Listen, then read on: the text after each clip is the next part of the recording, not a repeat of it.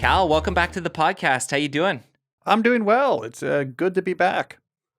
We're going to have a great chat. Love the new book, A World Without Email.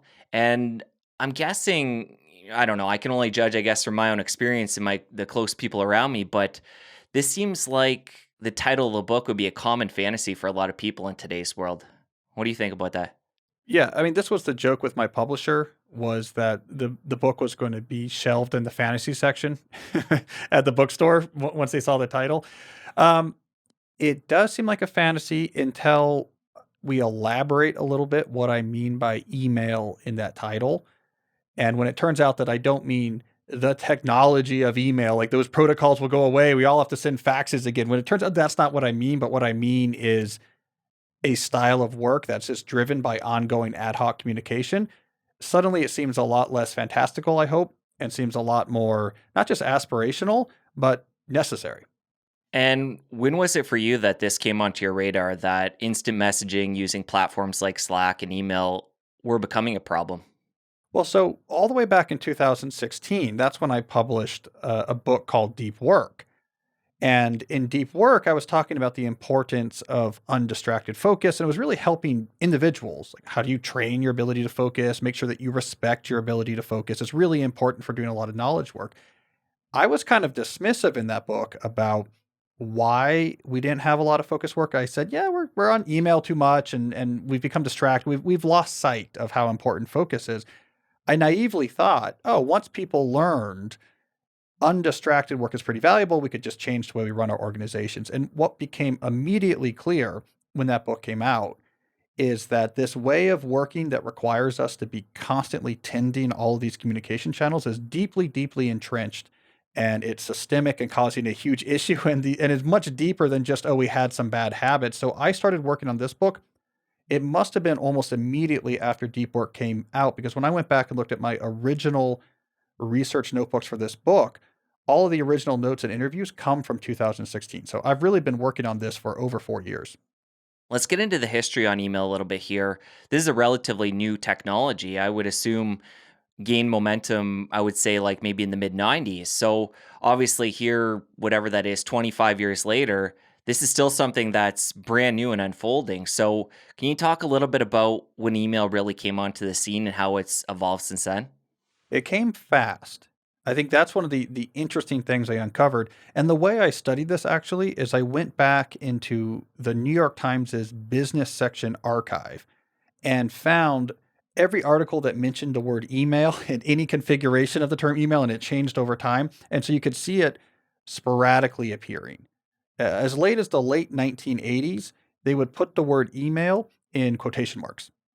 It would be a capital E dash mail in quotation marks. As late as the late 1980s, they were saying things like, well, this technology is around, but it didn't really live up to what we thought the promise would be.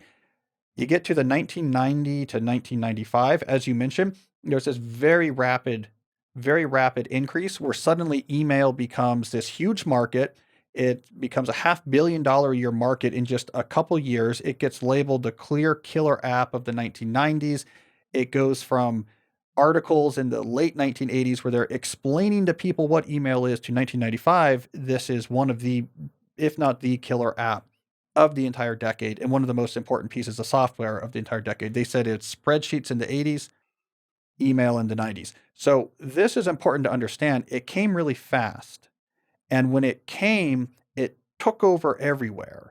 And one of the arguments I make is that it came so rapidly that we didn't really have time to step back and say, how should we use this tool? What are the side effects of having this tool available? Will this change the way we work? Let's think through like what's the right way to integrate this low friction communication to what we're already doing. None of that thinking happened. It just rushed through the business sector incredibly fast, overhauled the way we were working, often in ways that no one was really planning, often in ways that wasn't intentional. It just took over and transformed all of our lives, more or less without our permission. And it seems to me, again, mid 90s, things really pick up steam. There must have been almost like a 2.0 boom in the mid 2000s when the smartphones came out, and we were all, slowly trading in our flip phones for smartphones. And one of the features early on, if not right at the beginning, was the email feature. And I remember at the beginning how impressive that was to get a ding every time you got an email and a notification. It's been years since I've had it set that way. I have mine set where I got to go in there and manually load them, which has been a life changer. But talk about that. That must be another inflection point on the growth of email when the smartphones came out in mid 2000s. Yeah, well, the BlackBerry really led the way. Remember, we had that whole period where BlackBerries brought you mobile email. That was the entire thing with the BlackBerry. Then 2007, you get the iPhone that had mobile email, but it was just a more beautiful interface, and then that sort of took over. But yeah, starting with the BlackBerry in the early 2000s, we see that inflection. The unfortunate part of this trajectory is that if you go back and look at how we talk about email, by 95, it's everywhere. By 2000, you have people complaining about overload. It did not take very long before we felt completely overwhelmed by the amount of email that we were answering. It was in the maw of this newly emergent email overwhelm that we then throw smartphones into the picture. And what this did is it extended the temporal boundaries of this hyper communicative approach to work so that now you could be a part of all this back and forth before you got to the office. You could be a part of all this back and forth when you were home in the evening, on the weekends, when you were at your kids' soccer games, on vacation. And so it was a really unfortunate, I think, coming together of technologies because we got this workflow, which I call the hyperactive hive mind. Everyone just works things out on the fly, ad hoc communication. That emerged, metastasized, got overwhelming. And almost immediately after that, we found a way to take that hyperactive hive mind with us everywhere we went. That combination, I think, has led since in the last 10 to 15 years in a real sense of exhaustion and unhappiness with a lot of knowledge workers with their relationship with these tools and their work. And it's interesting to think too, as this picked up steam so quickly, you might have a better answer for this, but when did email, because nowadays you get an email and there's a certain latency period that's expected that you're going to respond by, whether it be, it's going to be different depending on the person and what that person does, but it might be a few hours, it might be by the next day or whatever it is. I would assume when smartphones came into the picture, that's when that expectancy would have, accelerated that narrowed that time frame. And we have evidence of this from the research of Leslie Perlow, who's a professor at the Harvard Business School. And so in the 2000s, when all of this was happening, when smartphones were taking off, she had a long engagement with the Boston Consulting Group. So high powered management consultants based obviously out of Boston. And she was really studying the impact of communication tools and smartphones on these high powered consultants. And one of the things she uncovers in her research is that people are expected to respond all the time outside of work in the mornings and the evenings. So she dug into it and said, okay, why is this response time so slow? The really interesting thing about her work is that she could not find anyone who actually decided that was a good idea. There was no one who actually liked it. There was no, it's not like the team members or the team leader was like, guys, this is what we have to do. We need it for our productivity. And as she dug deeper, she explained how these response times shrunk very small with what she called the cycle of responsiveness, which was basically a social feedback loop that went awry. Smartphones were around. She tells the story, right? Smartphones came around. A client sends a message at some point after hours. You now have the ability to answer it. So you do. The expectation shifts a little bit like, oh, I can kind of hear back from my consultants, even if I write after hours. So they send more messages after hours. Well, now you start thinking as a consultant, oh, they really want me. So you tighten up your response time. The cycle spins. You look forward, some months go by, and suddenly you're glued to your smartphone at all hours of the day. She described this research in a book that was appropriately titled Sleeping with Your Smartphone. So you are absolutely right. Not because anyone chose this to be the case, but just because of social feedback cycles gone awry. Once we could answer email more often, those implicit expectations of response times really shrunk. And that's what really brought us to that inflection point that by the time you get to 2015, 2016, when I'm really going deep on starting this book, people are just miserable. It's just, I am chained to this thing. It is Sisyphean. I can never keep up with it. I never get freedom from it. That was the state of affairs by the time I started working on this book. And it's interesting now too, and I'm guilty of this at times where I'll find, maybe a few hours on the weekend, maybe my daughter's having a nap and my wife's busy doing something, and I'll use that block to catch up on emails. So it's now crept in. And I know this is common too, because, I'm getting emails as well. And yeah, it's just like now we're creeping into nights, into weekends, and there's no barrier. Yeah, and here's the key part. I think this is foundational to the optimistic vision I ultimately give.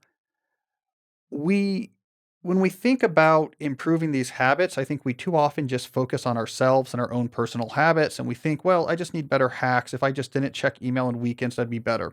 If I batched when I checked my emails, that would be better.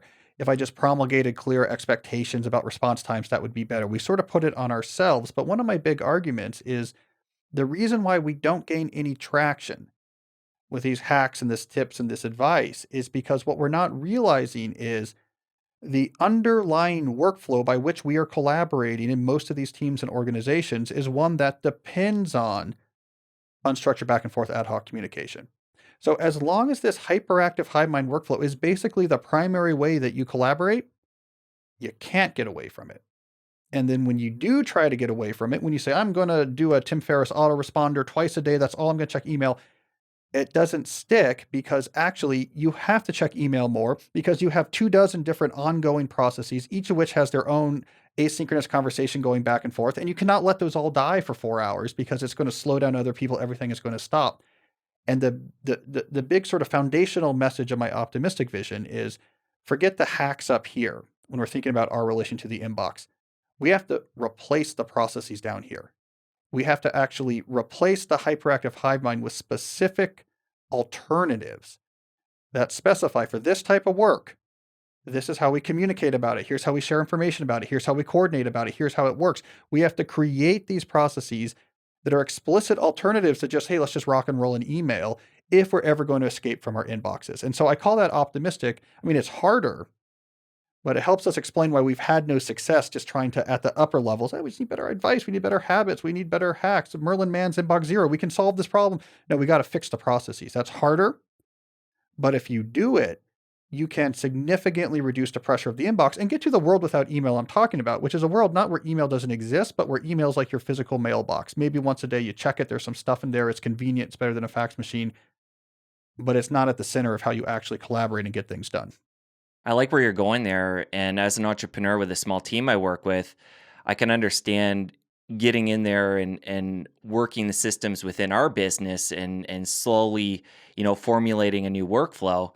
But, we work with a lot of other inbound and outbound emails as well, working with publishers. We're connecting with guests to come on the show, and the list goes on and on. I mean, there's a lot of again, inbound, outbound beyond our small team. And that's where I guess I get a little bit hung up on where do we start to work outside of the business itself.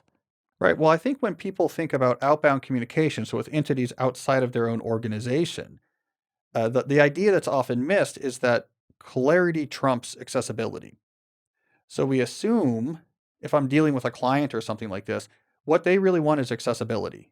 They can reach me at any times. But actually, the reason probably that client is bothering you a lot is because there's not enough clarity about what's going on, who's working on what, is things happening, are they being updated, do they have a way of trusting the work is getting done and actually having a way of asking their questions. If there's clarity, then people often don't need accessibility. And then the story I like to tell goes all the way back to when I was a teenager in the 1990s, high school student, and I ran a tech company. It was a web consulting firm. It was me and a high school friend of mine ran it, but we had a team of contractors based in India that did most of the actual dev work.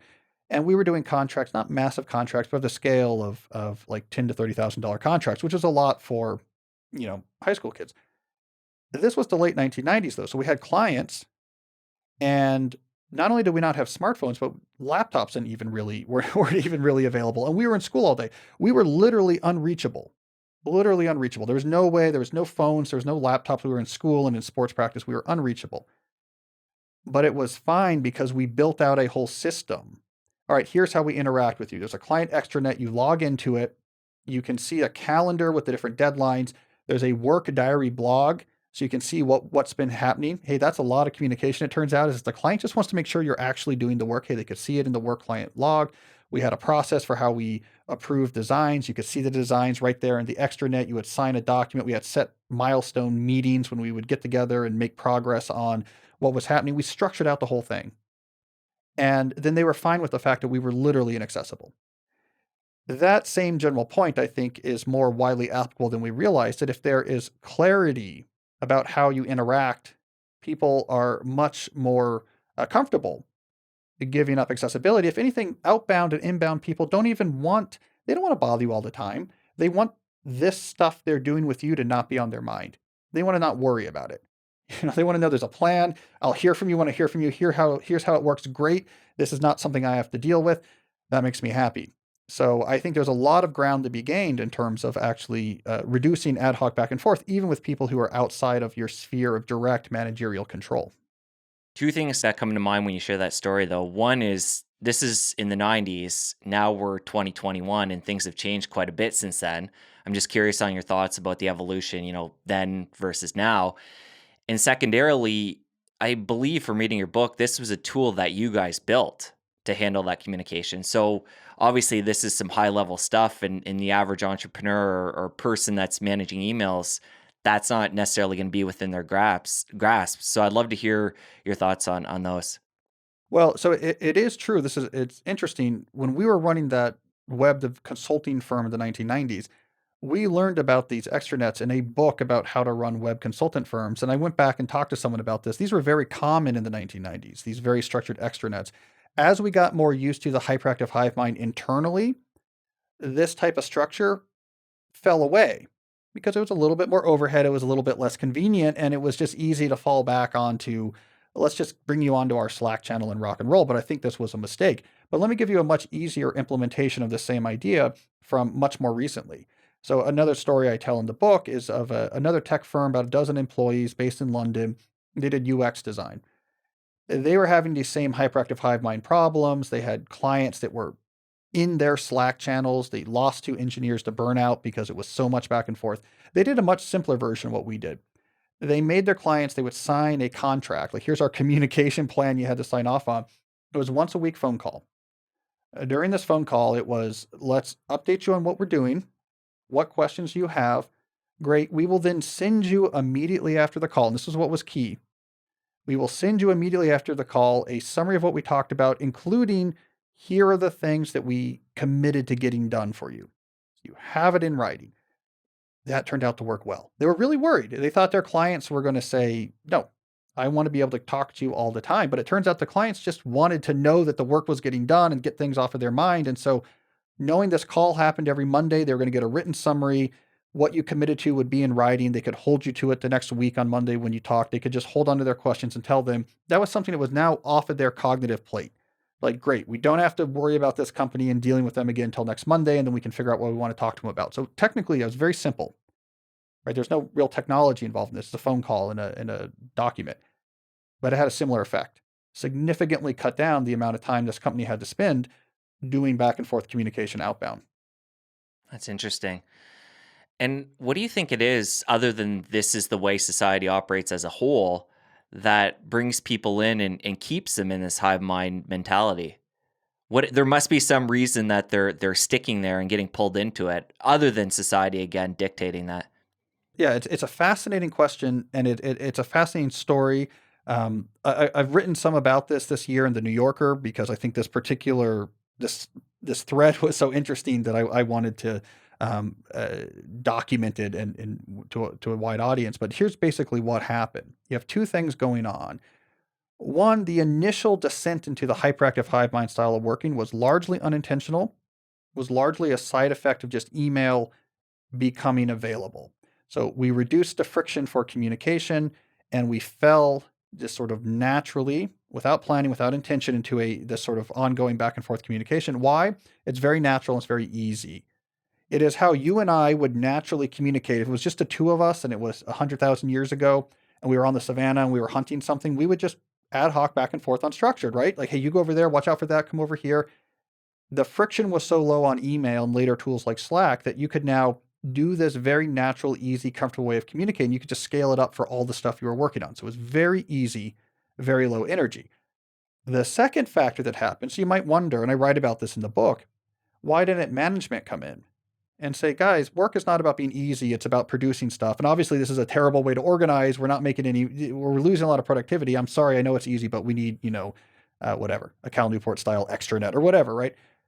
The reason that didn't happen is that knowledge work has this commitment to autonomy. And I document in the book where this came from. It came from a single, very influential thinker, the management theorist Peter Drucker. Throughout the 50s, all the way up to his death in 1999, Peter Drucker, who coined the term knowledge work, again and again said, here is the thing. Knowledge work is different than industrial work. The knowledge worker needs autonomy. Don't meddle in how knowledge workers get things done. They can figure out productivity on their own, right? They can buy like a Cal Newport book or David Allen or whatever. We can't meddle. It's too complicated. It's too creative. It's not building cars. Give them autonomy. Give them autonomy. This commitment to autonomy, which is widely subscribed in knowledge work, it's captured with a notion that Drucker himself introduced called management by objectives, where you're very clear about here is your objective, but then you leave the worker alone to figure out how to do it. This commitment to autonomy made it impossible to get away from the hive mind. Because if we leave it up to each individual how they organize their work, and we have this very low friction digital communication tools available, we're going to fall into this lowest common denominator state of let's just do this natural, easy back and forth for everything. And no one individual can fix this. Like I can't just individually leave the hyperactive hive mind because now suddenly I'm screwing everyone else. So it's in game theory, we call this a suboptimal Nash equilibrium. It's the best we can do in the sense that if no one individual can make their situation better by changing things, you need the organization as a whole to make changes. But because of this commitment to autonomy, we don't think that way. And one of the big ideas I have in the book is that Drucker was both right and wrong. He is right that when it comes to how knowledge workers execute their work, they need autonomy. I can't tell a computer programmer in a step-by-step process how to write code. I can't tell, an ad copywriter with a step-by-step assembly line process. Here's how you come up with an ad campaign, like a slogan or whatever. They do need autonomy. He was right. But when it comes to the workflow by which this work is identified, by the way that it is assigned, by the way that we collaborate and send information around it, all of these type of things that surround the execution, that should not be autonomous. That is where we can come in as a team or an organization and say, what's the best way to do this? And so I think that's what Drucker got wrong. He was right that execution should be autonomous, but we also left the workflow to be autonomous too. And that's why we're mired in this hyperactive hive mind. And the only way out is to step back and say, okay, we have to actually replace this with something better. And that might have to happen at the level of the team. It might have to be the leader of the small company saying, we're changing this, like the examples I give in the book, or a CEO saying we're doing business in a completely different way. So it's a fascinating tale, but it all leads to the same point. It's kind of an accident that we're stuck working this way. No one really likes it. No one really thinks it's the best.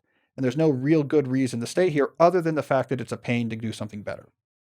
You mentioned knowledge worker there, an industrial worker. Can you talk about the differences between the two? And do you think that the hive mind would be a good way of working for the industrial worker? Yeah, well, we know it's not, right? We know in the history of industrial work what happened between 1900 and 2000. Well, as Drucker documents, there was a 50x increase in the productivity of industrial production because we got really into process engineering and really thinking, well, what's the best way to build cars? What's the best ways to build computers? And we're constantly trying to get better and better at how efficiently we built things. We generated massive economic growth with this productivity focus in the industrial sector. In knowledge work, we haven't done that because of this autonomy trap. Drucker himself admitted this in 1999. He said, look, knowledge work is right now in 1999 where industrial work was in 1900. We haven't even really began to think what's really the best way to take minds and have them work together to produce value. So an analogy I like to give is the way we're working now with the hive mind and knowledge work is very similar to maybe how we built cars in 1905. We used something called the craft method. Just like the hive mind, it was very flexible, very convenient, and very natural. We would just take a chassis, we put it up on sawhorses, and a team would sit there and build a car. And if you wanted to scale up, you get more sawhorses and more chassis that each had their own team, and a team would sit there and build the car. So just the same way that craftsmen had would build cars before, we just had more teams of craftsmen working at the same time. Very natural, very convenient. Henry Ford came in, started aggressively experimenting, eventually came up with the continuous motion assembly line. Significantly more effective way to produce cars, but a lot harder, a lot less natural, a huge pain to figure out. They had to hire more managers, they had to build new equipment. It was hard to get right, bad things happened, the assembly line could get easily stuck, but it was a much better way of building cars. We just haven't got to that moment yet in knowledge work. Right now, we're still doing that initial craft method. What's the easiest possible way to do this? And I think we've been stuck in this a little bit too long because of this autonomy commitment that Drucker gave us. So if we can break free from that autonomy commitment, I think we can start experimenting with the workflows that surround execution, and they can unleash much, much better ways of working. Earlier, you mentioned the hive mind would have been how we classically interacted way back when. Why is it so incompatible all of a sudden then compared to the way we've evolved as humans to interact? It's just scale. So if there's 3 or 4 people, it's fine, right? If I'm working with a team of 2 people or 3 people, we're working on the same thing. Let's say we're all remote. A Slack channel might be a perfectly reasonable way to do it. For sure, if we're all in the same room, a hive mind style interaction would be the right way to do it because then I could see just visually, oh, like Jesse looks like he's locked into something, so I won't bother him now. Oh, he's kind of relaxing. Let me talk to him. Perfectly valid way, even to this day, for very small groups to coordinate. The reason why this all falls apart is that when you get up to, well, we have 12 people in our company and we have 15 clients and we also have these 7 vendors. And all of these different people are communicating this way with hyperactive hive mind. It just doesn't scale. The amount of communication doesn't scale, and it very quickly overwhelms our ability to actually use our brain to get things done. Gotcha. So somebody listening to this right now, say they're in a team of 15 or greater and they're working, in the hive mind mentality and they're realizing, it's just not working for us. We need to pivot here. But they're not management, they're not the CEO of the business. How do they go about slowly starting to implement some of the stuff we're talking about today? Right. Well, beyond the obvious answer of buying my book for your boss, which we'll use as the fallback. So if you're working in a team, you can talk about these ideas with your team. If you're working in a context where you really have no say, right? Like you're at the bottom. You can still go through the exercise of identifying all of the different processes that you're involved with. And the way to do this is really just look in your inbox. And as you're answering emails, just keep asking, what is the implicit recurring value producing process that this email is a part of? Great. Let me write that down. What is the process this email is a part of? Write this down. So see, what is all the stuff I'm actually doing? And let's name the processes. Once you can see the processes, you can then say, how do I optimize these? Like right now, each of these processes, my workflow for collaborating, getting stuff done is just go back and forth ad hoc until we have what we need. What's a better way of running this process that tries to minimize back and forth and minimize ambiguity about who's working on what? And as you go through these processes, you can come up with better systems. Even if the person on the other side of this optimization is not taking part in it, it can still really make your life better, right? Because for the most part, everyone else is just drowning in the hive mind. Don't tell them just from a social don't tell them like I'm changing our processes and I need you to agree to it because people are going to put their backs up if you're not their boss. Just do it, and you can just kind of tell people like, yeah, okay, great, I know we're working on this memo. All right, here's the plan. Just get your changes into this Google Doc into that I set up. Get them in there by Tuesday at noon. I have it on my calendar to take a look on this Tuesday afternoon. I'll put a finalized version in this Dropbox folder. You have till Thursday to take a look at it, and then I'll post it Thursday night, right? It feels kind of like a casual message, but what you're really doing is pulling this person on the other end of this process into something you've thought about that means, oh, there's 0 messages involved now to get from where we are to where this is done. So asymmetric optimization of collaborative processes can still really lighten the amount of messaging and back and forth communication that you end up having to do. And like we talked about before, when I said what the title of your book was, this seems like a fantasy for most people, not having to worry about email. Why do you think it is that, as a whole, all of us are so frustrated and realize we're caught in this endless trap of the inbox, but we continue to just push forward year after year and deal with it and not, try and find a solution? Some of the stuff you're talking about in your book. Why do we just get caught up in it? We have this complicated relationship because The hive mind is how we actually get work done. So these emails are important. And on the other hand, there's way too many of them. So it makes us miserable, and the constant context shifting makes it impossible to actually think clearly. And it just gives us like a love hate relationship with the tool. It'd be a lot easier if the tool was completely orthogonal to our useful work. We could be like, well, this thing is stupid. It makes me miserable. We don't need it. Let's just stop doing it. But when we look at email, the issue is we say, well, wait, this is how I'm getting my work done. If I didn't answer these messages, work wouldn't happen. And so then we fatalistically conclude, I guess this is just what work is. Like there's nothing I could do about it. I think it's very easy to fall into that trap. Of course, the way out of it is to say, what are the underlying processes that are generating these emails? Let's replace these with processes that don't generate emails.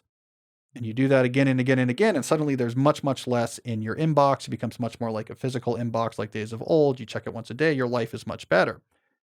But you have to make that leap that this is a choice we're making. It is one workflow among many. That's why I gave it a name. I call it the hyperactive hive mind. It's one workflow among many. There's other workflows that have less back and forth communication. We can switch to them. Again, it's difficult because of this autonomy trap. It's difficult because you might not have control over it. But I think conceptually, it's pretty simple once you get it, which is all this is not synonymous with work. It's the craft method. It's one way to work that has stuck around because it's easy. But there's a lot of other ways. And maybe it's time to start thinking about them. And I think one of the challenges too is that even if everybody on the team is on board and realize, this is a switch we need to make, it's going to help us out in the long run. In the short term, it can, financially and on an efficiency basis really set a team back, even knowing that the long-term outcome is going to benefit. Yeah, and it's a pain.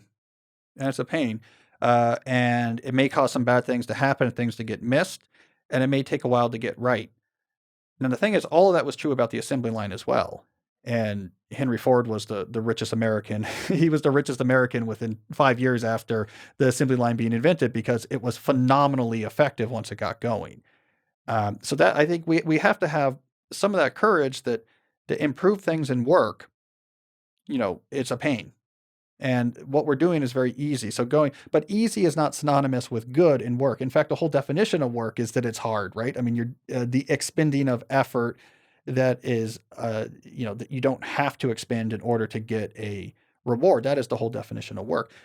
Though I do want to give a quick caveat. So I'm using the assembly line sort of as an analogy, but I do want to point out that I don't think that something like like how the assembly line actually worked is at all relevant to knowledge work. In fact, the assembly line was pretty terrible for workers. And I just want to give this aside just as a foundation for the discussion.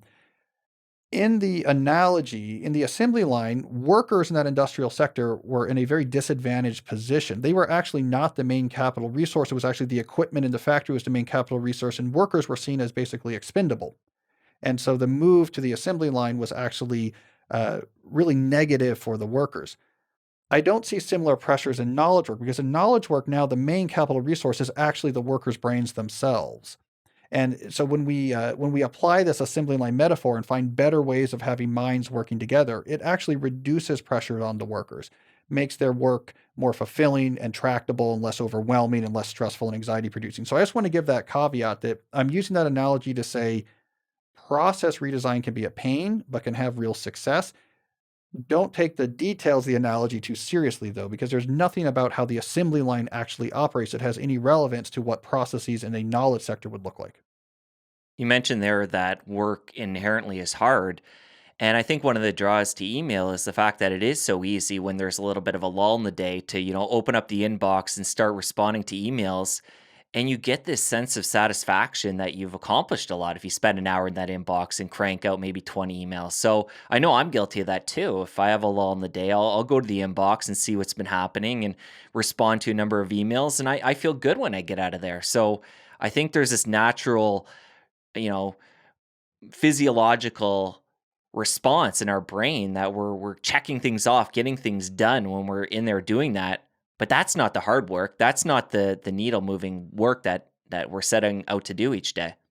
Yeah, that's not the work that makes the difference. No one ever created an empire based on short email response times. No one ever made a fortune out of the volume of messages that they move through their inbox. It's just a communication tool that is somewhat orthogonal to the actual hard work of alchemizing value out of your brain. I mean, the way we used to work in the early days of the knowledge sector is not old, right? I mean, the term knowledge work was coined in the 1950s by Drucker. But in those early days, 50s, 60s, 70s, 80s, before email came along, the work days were much more sequential. And I get into this in the book a little bit. Just look at the productivity tools we used to use. A day timer was a primary tool, a small paper calendar. All right, so I have these 2 meetings today, and I'm going to work on 2 other things, right? Your day would be like, I'm working on this in the morning, then I have a meeting, and then I'm going to take a long lunch to relax, and I'm going to work on something else, and I have another meeting, and then I will return calls that my secretary brought me, and then it's 5, and my day is over. It was much more focused and discrete. Small number of things you did one at a time. I'm done with this. What's next? With a buffer breathing room around it. And that is a much sort of physiologically happy state to be in than what we do now. We're just constantly trying to keep up with all this back and forth. And so I think what we're doing today, yeah, we get some sense of productivity out of feeding the hive mind, but we also get misery out of it because it's just this overwhelming, difficult, constantly being avalanched with messages we can't keep up with. It just doesn't work well. It doesn't work well with our brain. I think this older model of doing less, but the things you do better is probably much more well suited to the way the human brain works. A human brain cannot have this parallel track of 12 ongoing conversations I'm tending while also trying to do other things at the same time. Yeah, it's interesting because you talked about there being a buffer there in an older style of a workday. And I feel like for a lot of us, and again, I get drawn into this camp too at times, where that is the break. Like it's like, okay, I'm taking a break from the deep work to go and take a break in my buffer time to go answer some emails. And then like, the whole day can go by and you look back at what you did and you didn't really give your mind a rest so it could work its best when you're actually doing the deep work. Yeah, doing less things, doing them better. It's why I have a call in the book for more specialization. I think actually overall teams and organizations are going to be more effective and people are going to be happier if everyone's doing less. Now it's scary because it's a pain because you have to get rid of things, you have to find other ways to take care of things, but we're better wired for it. But we can't help it right now because there's dozens and dozens of these ongoing back and forth interactions. It just takes a lot of time to tend them all. And if you are working on something deeply for 2 hours, now you have all of these things that backed up and are waiting for you to push them forward again. We really take for granted. We just assume that this notion that we just have dozens of ongoing back and forth conversations that we asynchronously tend. We just assume that that's what work is, but it's actually a really artificial way of collaborating, and it can't possibly be the best way. But one of the things I document in the book is that when we introduced email, not only did it create more of this back and forth communication, it just increased the amount of work that everyone did. And not for any good reason, just because when you get rid of the friction of, hey, can you take a look at this? What do you think about this? Can you look at this? Everyone now suddenly has much more stuff on their plate as well. So we have much more work to do than we did before, and we're dealing with it in this ongoing, very distracting way. And so it's a double whammy, I think, of negativity. So for somebody who's, in the process of say making a switch and getting to the root of this problem and creating a new workflow, let's get into some of the small things we can do that are more band-aids, like how we go about handling our emails or a Slack channel. Like just to start, if a business is heavily using Slack right now or email to communicate, is the first step to just try and allocate that into blocks throughout the day or have one or two times that you're going in there and interacting with the team? So again, here's where it gets tricky that when you're dealing with these issues above the level of the underlying processes, it's very hard, right? So like a common piece of advice here is, well, you should batch. Only at certain times should you check your email. But there's interesting research that shows depending on your personality type, so depending on how you measure on the Big Five personality scale, batching can make you incredibly stressed. And so, like, if you one of the Big Five psychological traits is called neuroticism. If you rank high on neuroticism, batching, they just measured this. They literally put thermal cameras on people's computers. So they could measure stress reactions by the heat coming off of their face. When you had people batch their email, they got really stressed out, right? Because if the underlying processes are the hyperactive hive mind, while you're waiting diligently to not check your email till later in the day, all of these different back and forth conversations you're involved with are grinding to a halt, and they're grinding to a halt on you. And they each have someone waiting for you. And you're now inconveniencing a lot of people. I think this is in general why we fail so consistently to try to solve these problems by just looking at the levels of our inbox interactions. And so, like what I come back to is, though you're right, so it's a cognitive catastrophe to do quick checks of your email inbox or Slack every 5 to 6 minutes, right? It's a cognitive catastrophe. That context switching really reduces your capacity. You don't want to do that. But if we want to get beyond it, I really tell people, list the processes, list the processes. Every email you receive, do this for one day. What process is that apart? What process is that apart? Write them down, write them down. See all the different things you do, and then start thinking for each of these things, how do I reduce back and forth? How do I reduce back and forth? And that's where you get all these tools that even you as an individual can do. You can use task boards like Trello, right? To keep track of like what you're working on, who you're waiting to hear back from, where things are, for example. You can use ticketing systems. You can use automation, like come up with automatic processes for things that happen regularly so that you don't have to deal with them with back and forth messages. Delegate, delete, automate, right? You got to start looking at these processes and for each saying, how do I reduce the amount of back and forth messages required to do this recurring bit of collaboration? I think that's fundamentally where you get the improvement. So yes, I think you're right. If you check your inbox every 5 or 6 minutes, you're destroying your ability to think. You're going to make yourself miserable. But if all you do is batch it and say, let me just check it less often, you are preserving your ability to concentrate better, and that's good. But you might also be making yourself more anxious and upset because you're kind of maybe screwing over other people because you have the hive mind. So that's one of the new things about my approach here is fix the underlying processes, improve the underlying processes. That's where all the permanent, sustainable big wins are lurking. That makes a lot of sense. But again, when we are, responding to that email, when again we've managed it in a healthier way and have the processes in place, one of the things you do talk about, and this was something that I took note of for myself, is email length. Like a lot of times when I'm responding to emails, I'm starting them formally, hi, whoever, ending them with the salutation and checking them over, make sure my grammar is good before I'm sending them. But you talk about, I forget who it was, but you mentioned a certain individual in your book and how they go about handling their emails by only using 5 sentences. And I think this is something again, because we're not going to get away from email totally. We're gonna hopefully put the processes in place to have better systems. But when we do respond to emails, tactics like this I think can save us a lot of time because it could take a long time to formally write an email. So talk about this and how we can consider structuring our emails in a different way. Right. I called this an example of a communication protocol. So having these protocols, which is basically a series of rules about how you do certain communication that ultimately is aimed to reduce the amount of back and forth. So the short email communication protocol, the idea here was if you can't answer it with just a few lines, it has to fall back into a synchronous interaction, a phone call or a meeting. Now, of course, that can be a pain. How do you set up the synchronous phone call or meeting? So then you also put in place systems or protocols to make it easy to set up synchronous conversation. So what you might do is have office hours, right? There's certain times every day when like you can just call me or I'm in a Zoom room, anyone can jump in. And so it's very easy to be like, okay, it's too complicated. Just grab me during my office hours any day this week. We'll get into this in more detail. Couple this with a Calendly style automated appointment setup type system. So if that doesn't work, it's just, hey, grab a half-hour slot. Here's the link. It'll just show up on my calendar. That 1-2 punch is very effective. So the example I gave of this was a university president.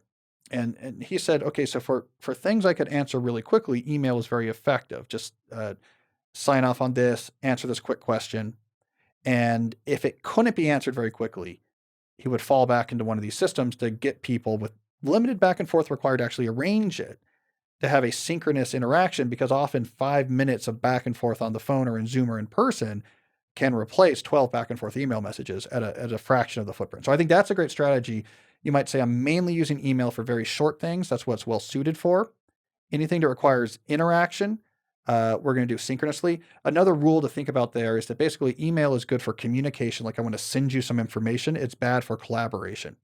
It is bad for we have to work things back and forth to make a decision. So whenever you're collaborating, have a very easy way to get people set up to talk to you in person that requires very little overhead to schedule, and keep the email for these sort of short, I'm sending you information. You need this file. You need to answer a quick question remind me again of what date you're going on vacation. Like you can keep email focused for that type of communication. And I can see how that would be a challenge in the beginning to change how you go about writing emails because especially with people that you're used to interacting with on a regular basis, they might be like, what's up with Cal today? Why is he so abrupt? And where's my smiley emoji or whatnot? Like we have these ways through text that we've developed as another basically like a different language that people expect of us. So I could see how in the beginning trying to restructure that could be a challenge, and it could also on the other end of that could cause a little bit of conflict, just making assumptions about the underlying thought process behind that. Well, I mean, this is part of the reason why email makes us miserable. There's really interesting research I talk about where we could study this effect of misinterpretation. It happens all the time. And the problem is the sender of an email, when they're sending a message, they're basically hearing this message in their mind's voice. So they're hearing inflection, they know the context, they know it's a joke, they know whatever. And to them, they vastly overestimate how clear this is. That text arrives stripped of all of that context, just linguistic context, and the receiver is much more likely to completely miss it. Is he upset? Is he abrupt? We not only are we bad at reading intention in emails, but senders overestimate how clear they're being. So yeah, this is another problem with email communication. Why again, synchronous stuff is vastly better. I think everyone who is going had to go remote during this pandemic, who used to work in an office, is seeing this. It's like, man, we would have just worked. This normally would have been discussed in a meeting. We're now discussing it in an email thread, and it's more contentious than it needs to be. And things seem more contentious, and that's because we're stripping out all this information that we have that typically comes along with our interactions when it's not just through email. So when you're doing something like, let's try to move collaboration to synchronous means and keep email for quick communication, be lighthearted, keep jokes in it, you be jovial, like you do all the same things, but still push people towards like, great, this is great. Oh, this is complicated. Yeah, let's jump on the phone and talk about it. Just like grab a slot here, or I'm always available from 10 to 11 every weekday. Just like jump on my Zoom channel and we'll work it out. Um, be friendly and nice and whatever your standards are with emoticons or however you typically, you need that because we're very bad at getting intent, but still move that interaction to the places where it's going to be better. I think one of the big problems too with email is just how low resistance it is to quickly send a message to somebody. And these days, you can, well, I mean, this has been the way it's been, but you can CC and then add other people into the conversation. So you end up having one on one communication is easy enough to end up going. I'm sure we've all been in this many times where you can ask a simple question. No, that day doesn't work for me. How about this day? And you end up back and forth, back and forth. And then you end up getting, CCing and getting multiple people in the conversation, and it's just a nightmare. It's just so easy to send that it's like, okay, I'll just send another one, and we don't realize again how much we're breaking apart our day and our workflow, and just how inefficient that really is. And then we play responsibility ping pong because we have so much stuff coming in, and because personality is, or I would say productivity is personal in the knowledge space. A lot of people are just not very organized in terms of keeping track of what's on their plate. So what we play is sort of inbox ping pong with responsibilities. Like the goal becomes not how do we resolve this thing, like figure out when this meeting is going to be, get a decision to this client as effectively as possible. It is what is the quickest way to get this off of my plate, even if temporarily. So even if that means just shooting off a quick question to someone else, it's tag you're it. Now that message is in your inbox. And so I don't have to think about this until you send something back to me. And it's this desperation game of I can't deal with all this stuff on my plate. So if I can just get any response to things, it's temporarily tag you're it, the message is in your inbox. And so then they do the same thing. And then you do it back. And so now we're getting to new depths of inefficiency because it's everyone just playing responsibility ping pong, just bouncing these things back and forth in each other's inbox and these CC'd conversations. Everyone trying to not, I'm mixing three metaphors here, but everyone not wanting the hot potato at the end, right? And so now everyone is just bouncing back and forth. It becomes by far the most inefficient way, right, of dealing with this. Where what we really should have done is been like, yeah, we know you have this office hour. We'll jump on at 10, takes 3 minutes. Boom. That's when we're doing this. Right. Um, it's really, really immiserating this way of working. Part of the call, by the way, for specialization, like we should be doing less, is that this is a anti-virtuous cycle. The more we have on our plate, the harder it is to escape the hive mind because it's just too much to replace, right? So if I am just overwhelmed with all sorts of different back and forth conversations, all sorts of different responsibilities, all sorts of obligations from all over the company, all of our vendors, all of our clients, if I'm completely overwhelmed with this stuff, I can't go through realistically and start getting processes in place to reduce this back and forth because it's all I can do just to keep up with the responsibility ping pong. And so it becomes almost impossible to fix the hive mind when the hive mind gets too out of control. So that's another sort of anti-virtuous cycle that happens. Like I'm so overwhelmed, it's all I can do, but just to try to throw stuff back out of my inbox so I can get some breathing room. So it makes it a very difficult cycle.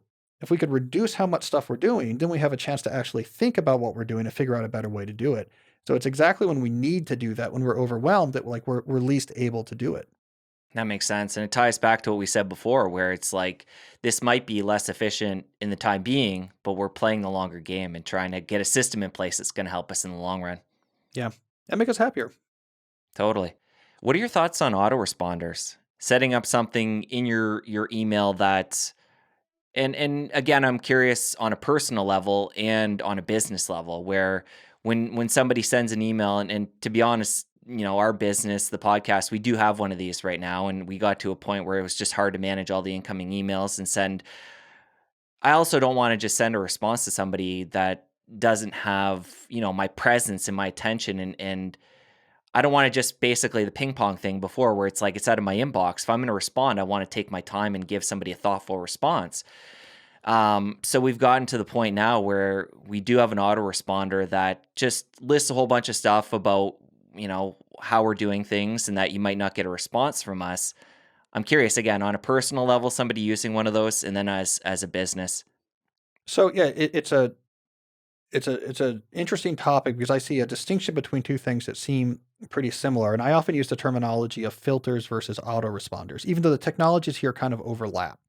So I am in favor of what you're talking about. I do the same thing of having in deep work. I call these cinder filters, but where you basically have clarity about, okay, this incoming channel, be it like an email address or a form or whatever it is, this is what it's for.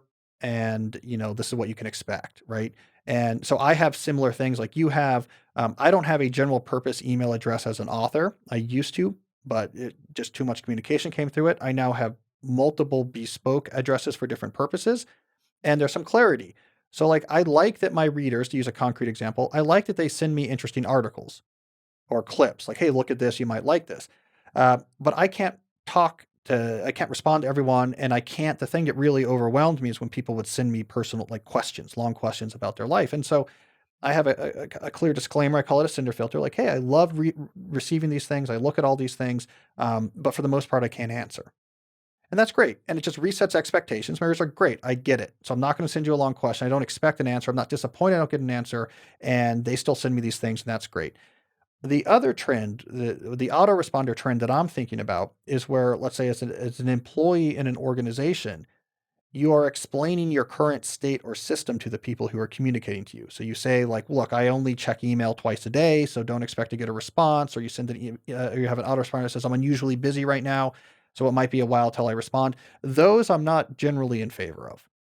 I think when it comes to your current state or your current personal system for managing your inbox, it's better to apologize to the rare person who complains than to preemptively and without people asking, explain to every single person who communicates to you what's going on in your life, because most of them don't care. And it's just going to create a friction point, right? This is why I think Tim Ferriss's famous, I only check email twice a day autoresponder didn't really catch on, even though there was a lot of enthusiasm about it at first, is because it annoyed people. They're like, well, wait, now you're putting a stake in the ground saying, here's my system. And they're like, well, I don't know about that system. What if I need to talk to you between those times? And do you think you're better than me? And it created a lot of friction where it turns out, hey, just check your email twice a day. And if someone really complains, like, why didn't you get back to me? You'd be like, well, I generally, I was working on something. I generally check my email twice a day. You can kind of explain to that individual person and they'll be like, oh, okay, whatever, So that's a kind of a subtle distinction. I'm a big believer in especially public facing communication channels. Here's how this works. Give people clarity. Clarity trumps accessibility. For internal communication, You don't need to explain to people if you're busy or not, how long they should expect to wait to hear from you, how often you check it, what your systems are. That's going to create unnecessary friction. Just run your system, and you can apologize when needed. I wonder if Tim's still using that response. Well, no, I think his response today is just don't. I can't answer you at all. I don't think. Yeah, twice a day. I think he's well past being able to check his email twice a day. I think there's a there's a team. There's a team. I think he has. It was years ago. I checked it. He does have an auto response that's like basically I can't answer emails, which is I love that auto response. It's my favorite auto response. And it gets to a point for people where that is true. Yeah, he gets a crazy amount of email. Before I got rid of my general purpose address, I used to try to answer every email because a lot of them were from students at the time and I wanted to help them. And it just got overwhelming. And you know what? No one really complained when I switched to separate addresses with rules because, again, clarity trumps accessibility. You're like, great, I know what these are for. I get the picture. I understand. I have clear expectations. I'm not going to begrudge you the fact that whatever you're not answering. If they feel like there's some expectation that you might answer, then you don't. That's when people get upset. That makes sense. And what's the research showing these days? How often are people checking their email? So the research I like the best came from Rescue Time, right? So Rescue Time, they have tens of thousands of people who run these software in their computer that keeps track of everything they do. They hired these good data scientists a few years ago to take this data and anonymize it and analyze it. And what they found is among their users, which are a standard cross section of knowledge workers, maybe even a little bit more optimization minded than most, they're checking an inbox once every 6 minutes. And if they're a Slack organization, it's faster. Wow. And there is the whole physiological dopamine hit that you get when a new email comes in. Our brains are wired to, have that pleasure response when that new information arrives. Yeah, if it's something that's novel and positive, it does create a good response. So you do get that intermittent reinforcement effect. But the bigger effect is the negative effect, which is we're very slow to context shift. So if you turn from what you're working on and look at an inbox and you see dozens of messages that you can't respond to in the moment, and then you turn back to the thing you're working on, that's a cognitive catastrophe. Your mind can't get over that. It's going to take it 15 or 20 minutes. It started shifting gears to all these things. You're trying to shift back, but it's like, wait, what about this and that? And there's people who need us, which is why once every 6 minutes is a recipe for working at a fraction of your cognitive potential. Like context switching cost is the primary reason why the hyperactive hive mind, which might make sense in the abstract, like it's convenient, it's flexible, it's cheap. I don't have to learn new systems. There's no hard edges. Maybe it seems in the abstract like why not? This is the main reason why not. Our brain can't function that way. That's why we feel drawn. We feel exhausted. It's why we feel anxious. It's why we just find ourselves falling out of work and just going into that inbox and kind of scanning for things we can't answer and seeking for the dopamine emails. It's because our brain can't handle it. It can't do this parallel track type of work. What do you say to somebody who's been neglectful of their inbox for a number of years, even, and maybe they have thousands and thousands of emails? Maybe they're checked, maybe they're not. They just feel like they're overwhelmed. Like, this sounds good, but I'm buried. I don't have time to go back through these emails, and I can't necessarily just delete them. What if there's something important in there? What do they do? Well, declare bankruptcy without declaring it. Just do it. Clear out that inbox. If you put in your archive, if you worry that you might need to find something later, but empty the inbox and say, okay, what am I? And look, some bad things will happen. Great, apologize for them and fix it. I mean, if someone comes back like, hey, whatever happened to this? You talk to me, apologize. Right? Just be willing to do some apologies. The pain of that is much less than the pain of having 2,000 emails that are just sitting there. But then here's the key point: you got to have a plan for how you're going to avoid falling into this communication debt again. Just like when you declare bankruptcy in your finances, don't go get a credit card as soon as they'll give you one, right? You have to say, oh, I guess I have to listen to Dave Ramsey or something and overhaul my finance. You got to overhaul your systems once you've declared this bankruptcy. And this is where I think you got to get really serious about processes. What are the processes in my life? Again, let the incoming emails help you make this list because you can let them drive. Well, what is this email? What process is this involved with? And sometimes it's not obvious, right? You get an email newsletter, for example, from a blog that you like. The underlying process there might be I like to be exposed to interesting ideas from interesting people in this space. That's a completely valid process. And you might say, okay, how is email playing a role in that? Well, right now I subscribe to 40 different email newsletters and I kind of read them as they come in through the day, and it's a little bit overwhelming.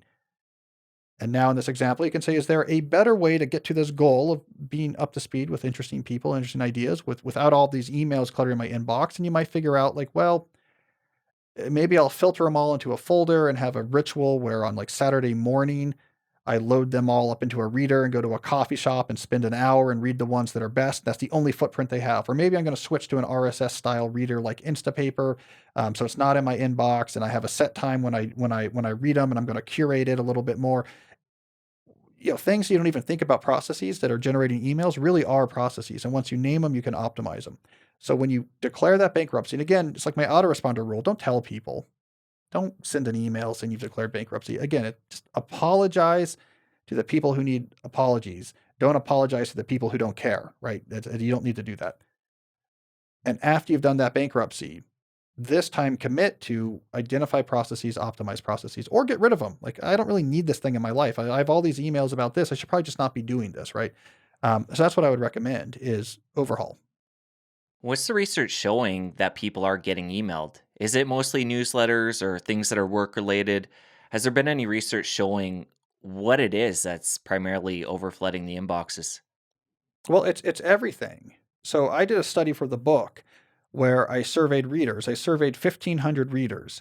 And one of the things I had them do is actually take their inbox from the last 24 hours, count up all their messages in different categories I gave them, and add up, okay, how many messages of this type, how many messages of this type. I think I had 6 or 7 categories, and they're pretty evenly split for all these different categories. I think the one that was unusually large was like informational emails, right? Like broadcast informational emails. That they got more of those in an average 24-hour period than other ones.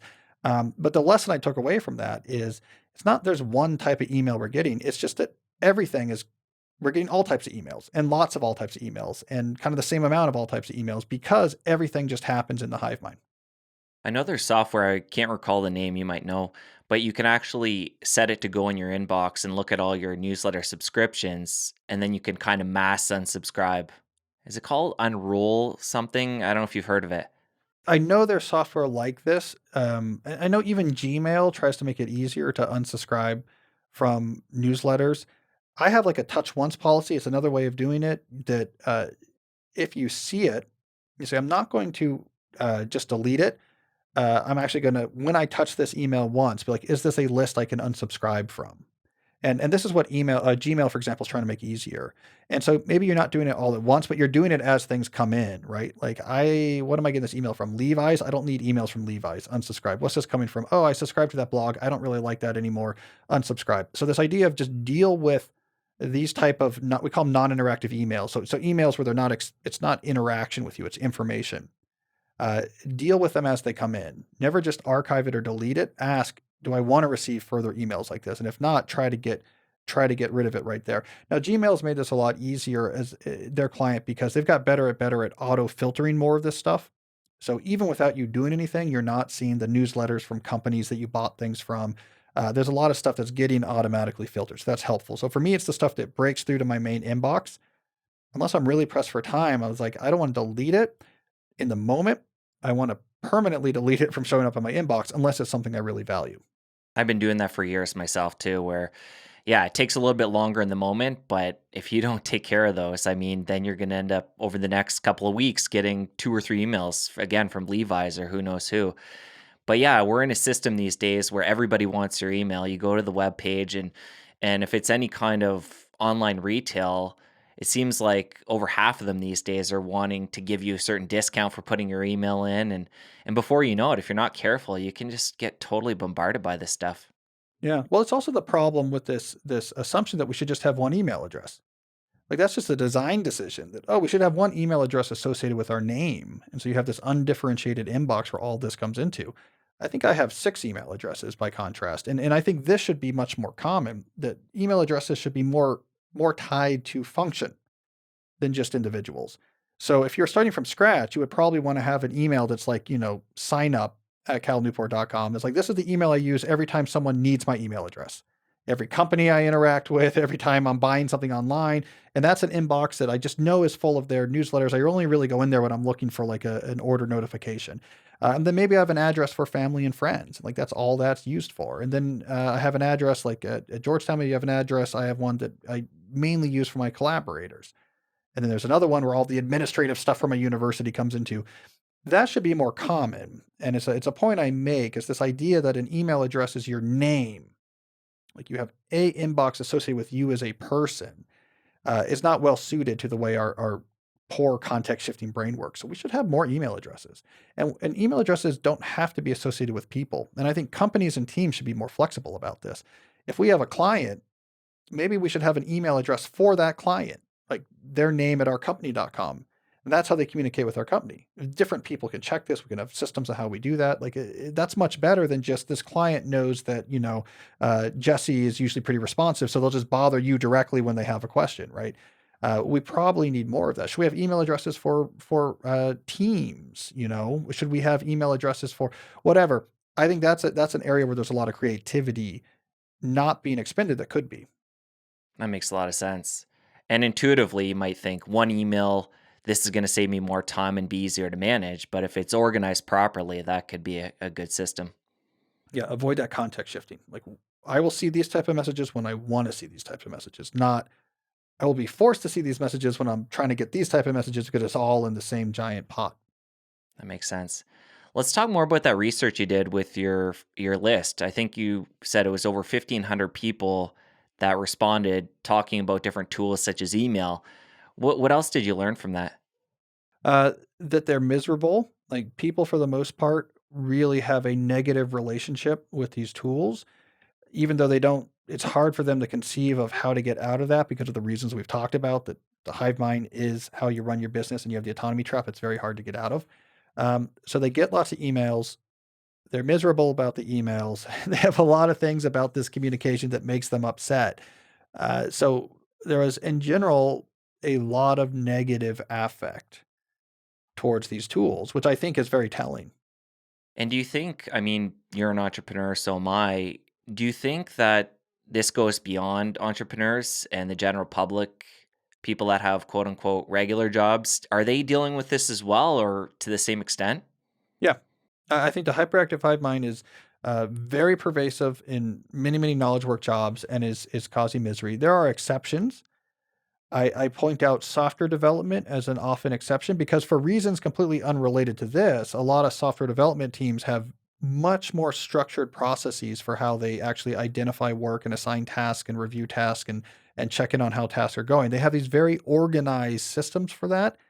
And so they're in a position where they can actually escape the hive mind. And a lot of teams in software have because they've already done this work of saying, how do we want to keep track of what's on our team's plate? How do we want to keep track of who's working on what? How do we want to assign things? How many things do we want on each person's plate at any one time so that they don't feel overloaded? They do all that thinking in a lot of different software development teams.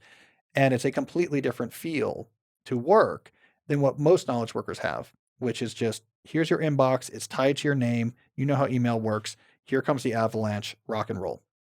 And it's interesting. I talked about earlier how sometimes on the weekend I'll get into emails and use a block of time to kind of catch up, I guess, on what I fell behind during the week. Would you say a good first step for a lot of people is to at least allocate not using email on weekends and in the evenings? Because that's not something I'm not even currently at that point. I think that could be a good first step. Again, not ignoring the principles. We got to go back to, like you said, the core of all this and change the systems. But there still are those emails to manage, even if we have a proper system.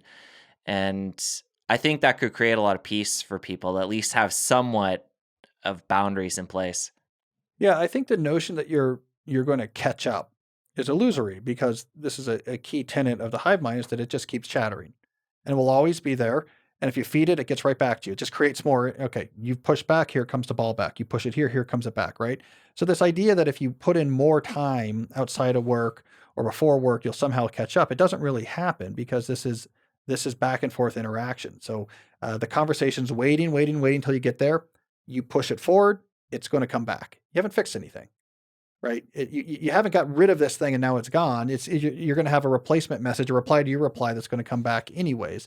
And so I do think there is advantage to acknowledging that reality, putting harder constraints on, when you look and participate in the hive mind, when your day ends and when it begins, and having that be a source of pressure. And if there's too many things going on and you're not keeping up with it, then like that pressure will motivate you to, okay, something has to change. So in other words, I agree with you. This notion that the difference between, you being productive or not is if you could just get 2 more hours to check your inbox, like that's what's going to make a difference. It's not going to make a difference. Like the more you check it, the more stuff you're going to get. And you're never going to keep up. So you might as well just protect this time outside of it. That makes sense. And do you think how, as a society as a whole, we've talked about how all this is email's a new phenomenon, all this is happening so quickly. Do you feel like things are continuing to exponentially get worse and worse when it comes to email? Or do you feel like we've hit that climax point and people are generally starting to figure out solutions to come back down a little bit? I don't know that we have a ton of solutions, but I do think we're hitting a saturation point because basically all interactions we have with anyone in our professional sphere just happens with this back and forth email. Once that's the case, and once you have a large number of people in your professional sphere, you just have more email than you'll ever be able to keep up with. I think people are ready for solutions. The problem is they're not quite sure what those mean, and this is what I'm a bit of a broken record here, but I think that people are ready for solutions. They've been burnt out since the early 2000s, and by 2020, they're completely done with it. Throw in remote work, really increasing that pressure for a lot of people. They're triple done with it. But in order to make progress, you have to shift your fundamental understanding. And it's like what I'm trying to do with this book is like help people understand, wait, it's the workflows, not the inbox. You got to fix the processes. This is arbitrary. There's completely different ways to work. Here's examples. Here's what it looks like. Um, I'm not trying to, I can't tell it, here's the structure that everyone should do to fix their email problem because it depends on your job and what you have to do. But if you can just arm people with the right ideas, like, oh, it's the workflow, not the inbox, and there's different ways to work, and you optimize processes, and here's 7 examples. Now people are armed to actually make progress on the thing that they're highly motivated. So I think people are highly motivated for a change. And so now it's just a matter of what's this change going to look like? How can we help people figure out how to do it? And for somebody who's listening or watching this right now, they are feeling inspired, highly motivated.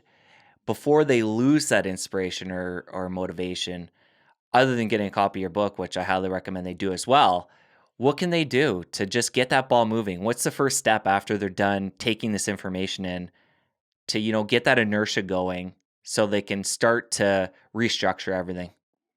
Improve just a small number of processes, and that breaks the seal, right? So maybe like we talked about, you're like, okay, I'm going to have office hours. I'm gonna have some regular meeting times in a scheduling system, like a website where it's easy for people to schedule meetings with me. I'm gonna have a rule about if it's a back and forth conversation, I want to move it to one of these synchronous places, like something like that. Like, okay, that's one thing you've made progress on, and you see that it reduces the load. You see that in that area it makes life easier. That's going to start the momentum going. Set up a task board. Okay, for this particular role I have, I'm going to keep track of everything on this task board and not in my inbox. Who am I waiting to hear back from? How are things going? Create one automated process. That's my term for here's something that happens all the time. Let me set up some rules about how we do this that we get out of email. So it's like, yeah, whatever. You upload it to here and I'll download it and put it up here for your approval later. Just do one of those. So what I'm trying to say is if you just take a couple processes and make them better, minimize their back and forth, you see it's possible and you see it feels better. And then it becomes addictive. Like, oh, well, let me fix this one. Let me fix this one. Let me fix this one. I don't want to do this one. And it breaks the dam. So if you're feeling inspired right now, go find 1 or 2 processes that right now happen all the time in your working life and generate lots of emails and get rid of them. And probably if I had to choose one to start with, meeting scheduling is the lowest hanging fruit that's going to make you feel better. We underestimate how miserable it makes us, that slow back and forth of like, well, what about next Wednesday? Well, can we do it at 3? What about 2? Okay, whatever. It seems innocuous, but it sits there in our brain. Oh, I have to keep looking at it because Jesse's going to write me back and I got to respond. And you have this whole we don't realize how much that makes us miserable, especially when it scales. So that's like the lowest hanging fruit is getting some scheduling software and some regular office hours and just having this rule of like one email to schedule a meeting and that's it. That alone, I think, will give you this taste for message optimization that is going to get you fired up. And Cal, what scheduling software do you personally use? Well, I've used a lot. It's an interesting question. I've used a lot of different tools. So I'll give you just a concrete example is scheduling podcast, for example, for the book tour I'm doing now. For my last book, I used a tool called Acuity. And I liked Acuity because what you would do, it connected to Google Calendar, which I used, and you would tell Acuity when you were available. But if you put something on your Google Calendar, it would automatically notice that and take that off of its availability. So, like if I was scheduling other things, like things unrelated to my book tour, or I had a meeting with a student, it would automatically fall out of my availability. And so for my last book tour, the publicist who was working on scheduling interviews and stuff like this, the idea was she could put them directly onto my calendar. No back and forth emails. This time around, I'm always optimizing. And I'm thinking, I didn't love that. I didn't love that because it minimized back and forth, but I like to still have more control over when things are scheduled because I have a really good sense of my day in a way that she doesn't. She doesn't see the rest of my calendar, and I know that like I should go light this day because I have a big meeting in the morning or something like that.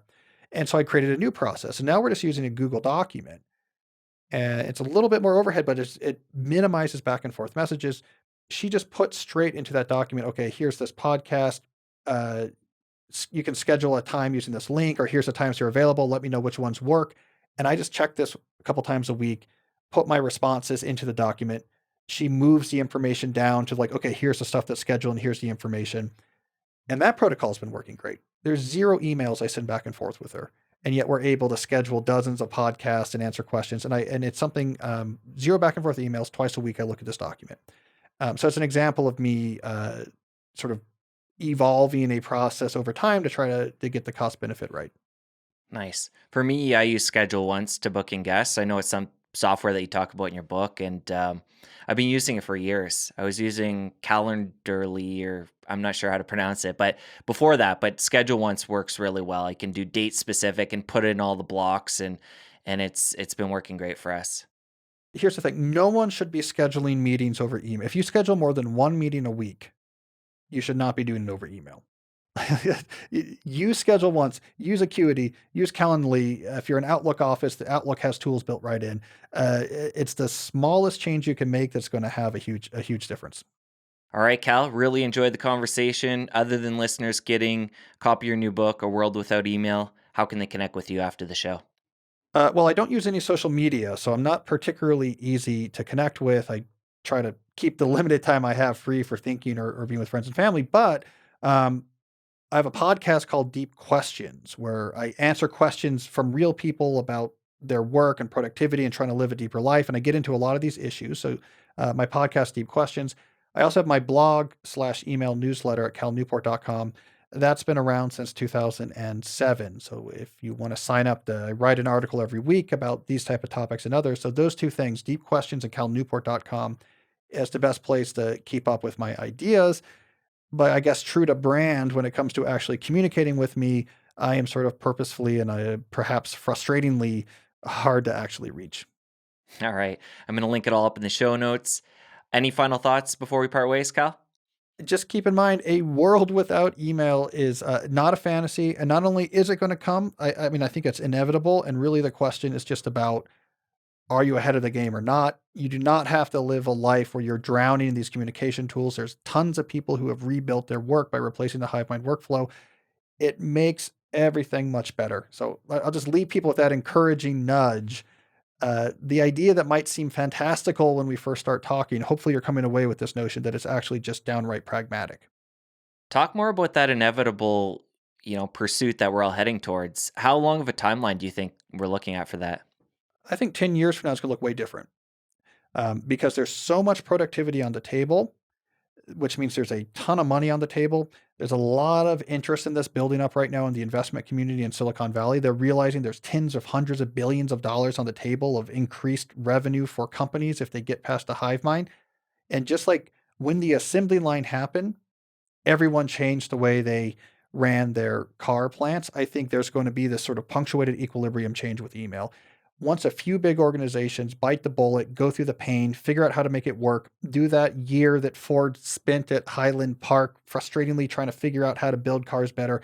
Once the first small number of companies do this, and they're much more effective and their employees are much happier, a year later, half of the Fortune 500 is going to be doing it. So I think this change is going to come fast when it comes, maybe within the next 10 years. Nice. Well, love the new book. Loved our conversation. Thank you, Cal. Well, thank you. I enjoyed it.